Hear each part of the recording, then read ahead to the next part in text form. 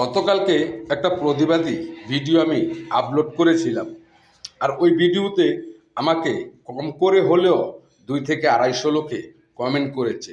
আপনি বিশ্বাস করেন, একটা কমেন্টও কোনো বাজে মন্তব্য ছিল না। কিন্তু রাত্রে এক ভাই আমার হোয়াটসঅ্যাপ নাম্বারে আমাকে ফোন দিয়েছে, কিন্তু অবশ্য যদিও ফোনটা আমি রিসিভ করিনি, আমার এক ভাগিনা রিসিভ করেছে। আর সেখানে সে অশ্লীল গালাগালি করে ওই যে পদ্মা ছাড়া নারীরা আছে তার দালালি করেছে। তো যাই হোক, যে আমাকে গালি দিয়েছে, আমি খোদার কসম করে বলছি, আপনিও আমার ভাই, আর আপনার মা আমার মা। আর এবার আপনি একটু ভাববেন যে আসলে গালিটা কাকে দিয়েছেন, কেন দিয়েছেন, কোন কারণে দিয়েছেন।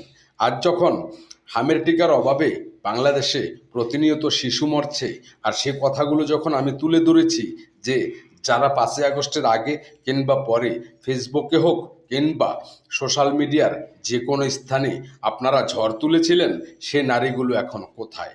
আর সে কথাটাই কিন্তু আপনি এসে আমাকে আমার মা তুলে আমাকে গালি দিয়েছেন।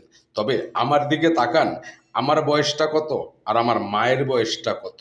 আর সবচেয়ে বড় কথা, এই পৃথিবীর বুকে নারী জাতিকে ইজ্জত যে না দেয় সে হচ্ছে অমানুষ।